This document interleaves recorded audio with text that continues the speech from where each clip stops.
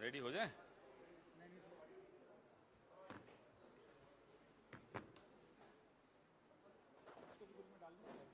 हाँ डाल दो।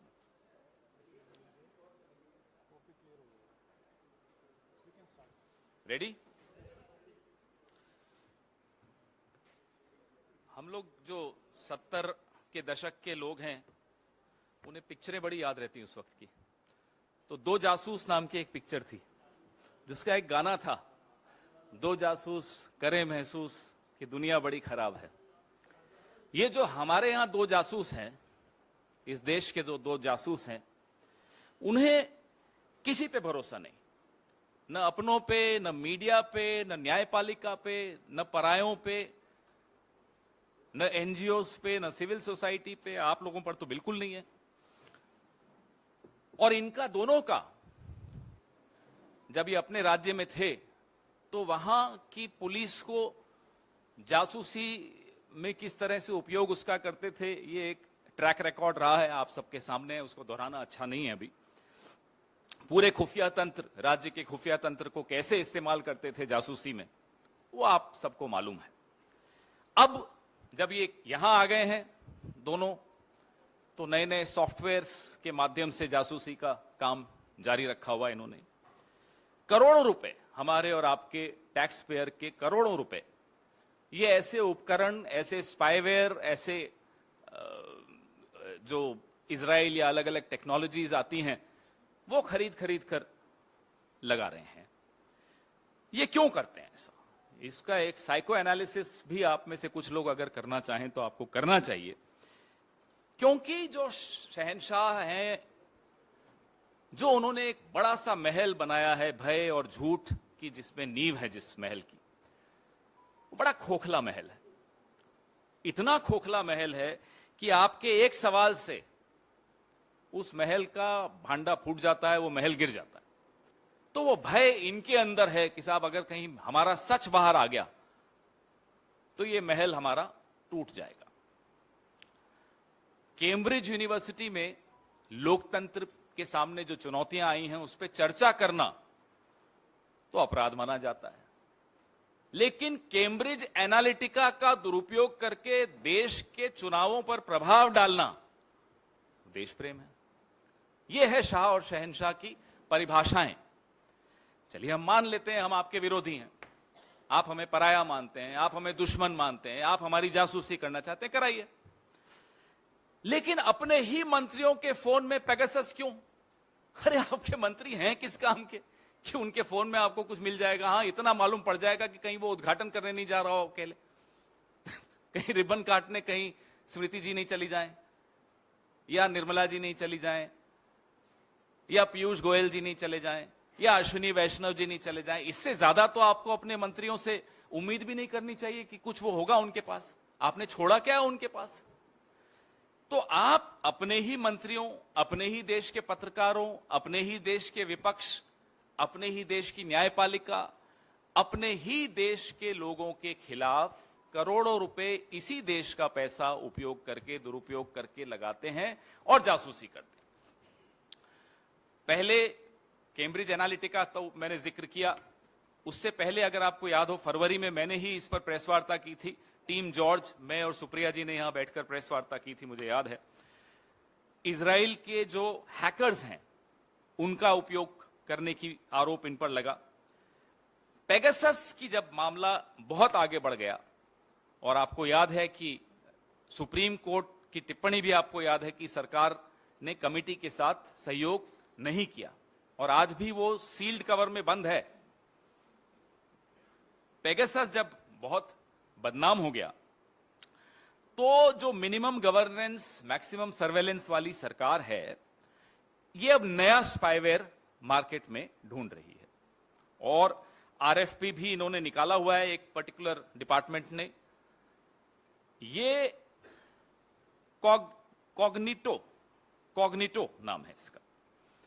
तो कॉग्निटो के माध्यम से, कॉग्निटो इसलिए कि इसके बारे में ज्यादा जानकारी नहीं है, कहीं ज्यादा ब्लैकलिस्ट नहीं हुआ, इस पर आप लोगों ने या किसी ने ज्यादा लिखा नहीं।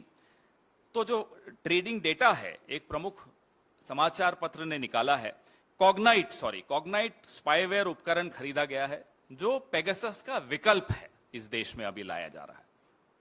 और पेगासस की जो प्रणाली है उसकी तुलना में इसका प्रोफाइल इतना हाई प्रोफाइल नहीं है कि जिसके बारे में बहुत चर्चा हो गई हो देश में या विश्व में।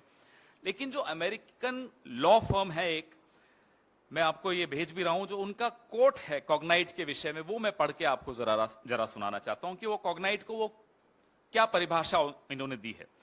कॉग्नाइट ने नियमित रूप से दुनिया भर के पत्रकारों, सबसे पहले आप ही लोगों का नाम आ रहा है, हम तो बाद में आएंगे, असंतुष्टों, सत्तावादी शासन के आलोचकों, विपक्ष के परिवारों और मानवाधिकार कार्यकर्ताओं को उनकी जानकारी के बिना निशाना बनाया और इन लोगों से जानकारी हासिल करने के लिए हेरफेर करके या उनके उपकरणों और खातों से समझौता करके उनके बारे में खुफिया जानकारी एकत्रित की। ये जो साहब नया उपकरण खरीद रहे हैं, स्पाईवेयर खरीद रहे हैं, उसके बारे में अमेरिकन लॉ सेंटर, एक लॉ कंपनी है, वो क्या कहती है मैंने आपको पढ़ के सुनाया। 120 मिलियन यानी कि 986 करोड़ का इस पर सार्वजनिक धन खर्च होगा। मेरा और आपका 986 करोड़ खर्च होगा इस स्पाईवेयर को खरीदने में और इसका उपयोग करने में, क्योंकि उसमें कुछ लोगों को ट्रेनिंग भी देनी पड़ती होगी मुझे लगता है। हालांकि ये लोग तो शाह और शहनशाह तो बड़े ट्रेंड हैं। हम यह जानना चाहते हैं, सरकार से पूछ रहे हैं कि क्या कॉग्नाइट से कुछ संचार उपकरण आप लोगों ने खरीदे हैं तो किस मंत्रालय द्वारा खरीदे गए हैं, उस पर कितना खर्च आया है, और इसी संदर्भ में, इसी प्रक्रिया को आगे बढ़ाते हुए क्या एक नए स्पाईवेयर को आप अंतिम रूप देने के लिए विचार विमर्श कर रहे हैं, और अगर कर रहे हैं तो किस स्तर पर कर रहे हैं, और खास तौर पे ऐसा स्पाईवेयर जिसकी जानकारी अभी सार्वजनिक क्षेत्र में कम है। और रिक्वेस्ट फॉर प्रपोजल RFP क्या इशू कर दिया है किसी मंत्रालय ने? अगर हां तो वो कौन सा मंत्रालय है? स्पाईवेयर की रेस में अलग अलग 2-3 कंपनियां हैं जो जानकारी मीडिया से ही माध्यम से ही मिली है। लेकिन जो कॉग्नाइट है, इसको मेटा द्वारा व्यापक दुरुपयोग पाए जाने के बाद नॉर्वे के सॉवरेन वेल्थ फंड द्वारा इसके स्टॉक को डंप कर दिया गया है। पहले इसके बारे में थोड़ी बहुत चर्चा है, ऐसा नहीं कि बिल्कुल चर्चा नहीं है। क्वाड्रीम, इन्होंने कई अलग अलग चीजों से बात करनी शुरू की, अलग अलग कंपनियों से। प्रीडेटर, मैं आपको सारे डिटेल्स इसमें दूं, प्रेस रिलीज में तो है ही, तो मैं दूंगा ही आपको शायद भेज भी दिया है विनीत जी ने। राजनीतिक रणनीतिकारों, पत्रकारों, विपक्ष, मीडिया तो है ही।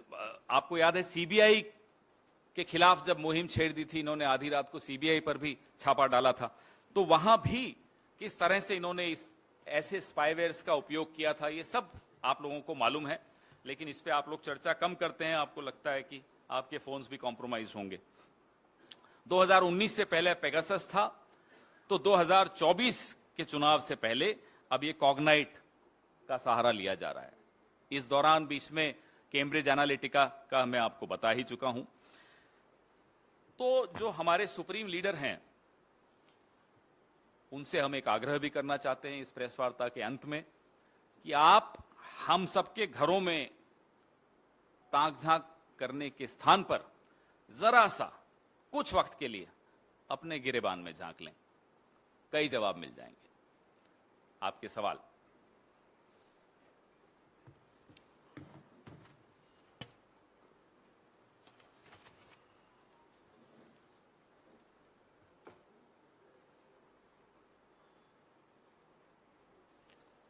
अगर ये स्पाईवेयर से वो 20,000 करोड़ किसके हैं शेल कंपनीज में, शायद उसका जवाब मिल जाए तो हम तैयार है, लगा दीजिए सब जगह।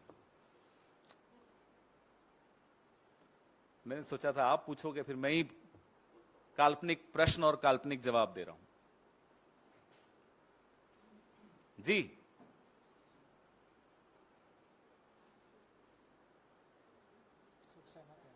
आप सब सहमत हैं? कल सब छापेंगे? धन्यवाद। पूछिए।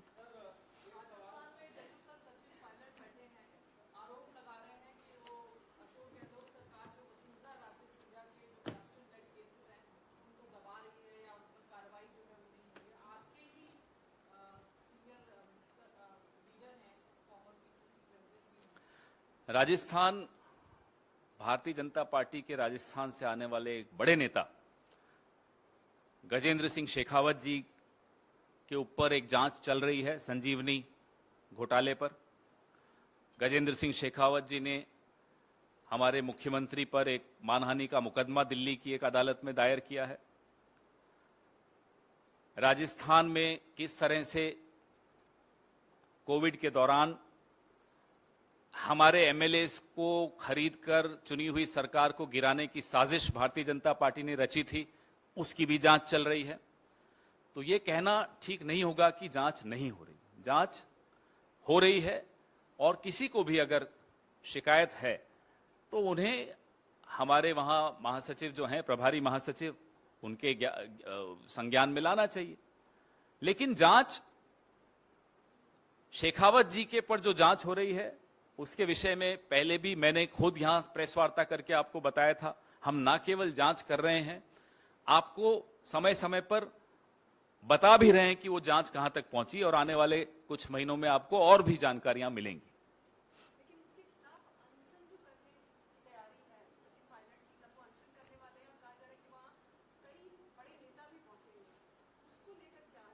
उस पे जो एआईसीसी की तरफ से वक्तव्य आना था वो कल आ चुका है, आप सबके पास पहुंच गया था। उसके अलावा उस पर आज कुछ कहना उचित नहीं होगा। रही बात जांच की, वो मैंने आपको बता ही दिया कि हर पहलू पर जांच हो रही है, ना केवल संजीवनी घोटाले पर हो रही है, लेकिन जो साजिश रची गई थी एक चुनी हुई सरकार को गिराने की, उसमें भारतीय जनता पार्टी के कौन कौन नेता शामिल थे, उनके तार कहां कहां जुड़े हुए हैं, हर पहलू पे जांच हो रही है।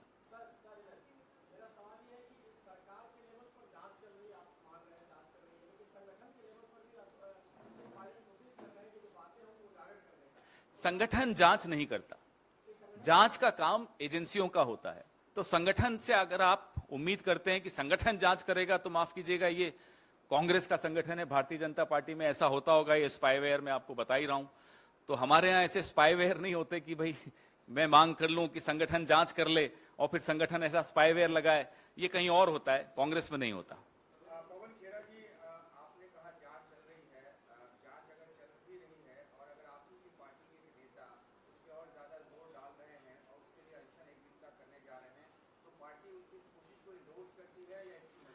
हमारे प्रभारी महासचिव संपर्क में रहते हैं, निरंतर संपर्क में रहते हैं, हर नेता के संपर्क में रहते हैं राजस्थान के। वो जो चर्चा उन्हें करनी होगी, जो विचार विमर्श उन्हें करना होगा, इनसे भी करेंगे, कर रहे हैं। और विचार विमर्श के पश्चात जो उत्तर उन्हें देने होंगे, इन सवालों के उत्तर वो जरूर देंगे।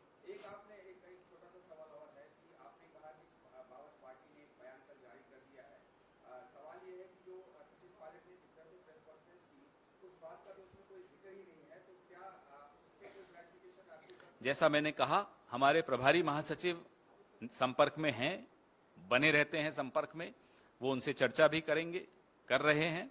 और इस विषय में अगर और कुछ कहना होगा तो प्रभारी महासचिव अवश्य इस बात का जवाब देंगे आपको।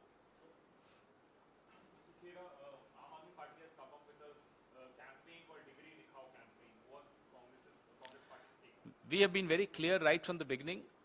The degree or the need for a degree for any elected representative is not as important as the fact that somebody has lied on the issue of the degree. However, the Congress party does not support any such demand that there should be a minimum educational qualification for people occupying constitutional posts. However, they should always, of course, nobody should lie about something as important as a degree.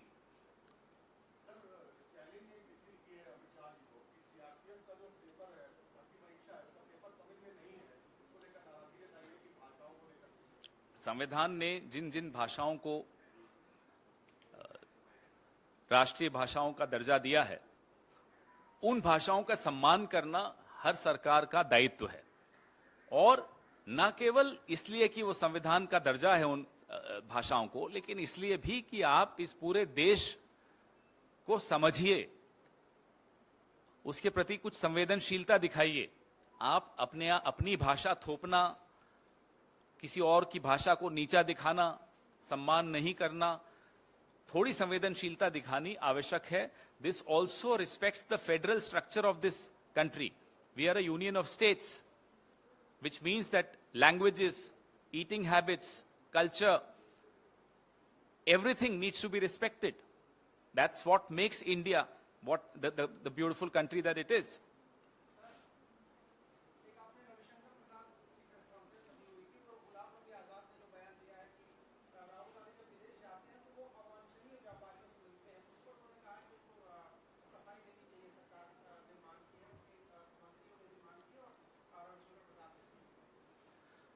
आज मेरे पास गाड़ी है, मेरे पास बंगला है, आपके पास क्या है? किसी ने हमसे पूछा, हमने कहा हमारे पास ईमान है। तो जिनके पास बंगला है उन्हें बंगला मुबारक हो। वो आज किसकी धुन पे आपको ये राग दरबारी सुना रहे हैं, ये मैं भी जानता हूं, आप भी जानते हैं। भारतीय जनता पार्टी पिछले कुछ दिनों से, क्योंकि राहुल गांधी, क्योंकि कांग्रेस पार्टी सुबह से शाम तक मांग कर रही है, अदानी मामले में जेपीसी की मांग कर रही है, अदानी मामले में सवाल पूछ रही है, तो भारतीय जनता पार्टी पिछले कई दिनों से लगातार ऐसे लोगों का इस्तेमाल कर रही है ध्यान हटाने के लिए जो पहले कांग्रेस में थे। थोड़े दिन पहले महाराज भी आए थे एक, अब आजाद आ रहे हैं, लगातार कुछ न कुछ राग दरबारी में सुना रहे हैं। तो ये राग दरबारी आप सुनिए, मनोरंजन अच्छा होता है, एंजॉय कीजिए, लेकिन हमारे सवाल फिर हम दोहराएंगे। और जो राग दरबारी सुना रहे हैं आपको, उनसे पूछिए कि अदानी मामले पे आपको क्या कहना है। फिर वो जो जवाब दें उस पर हम फिर चर्चा करेंगे आपके साथ। जवाब मिलेगा नहीं आपको।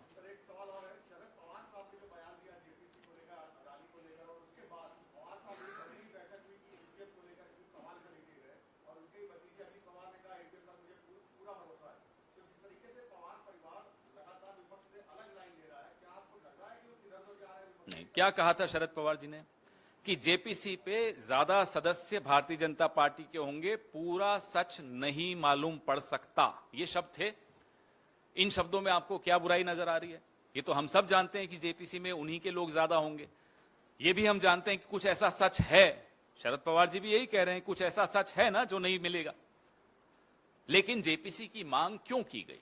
इसलिए की गई, भले ही सदस्य भारतीय जनता पार्टी के ज्यादा होंगे, तमाम ऐसे कागजात, तमाम ऐसी जानकारियां, तमाम लोगों की और एजेंसियों की और विभागों की और मंत्रालयों की भूमिका टेबल पर आनी चाहिए, सबके सामने सार्वजनिक पटल पर आनी चाहिए।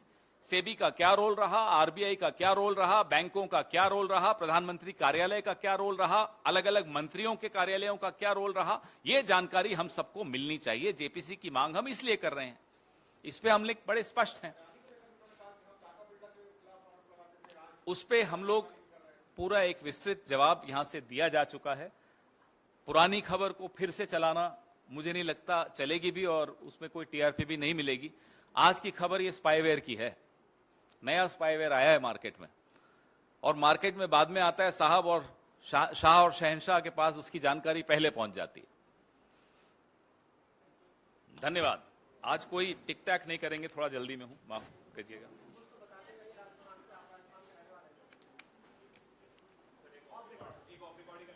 आ जाओ जयराम जी के पास ही करते हैं।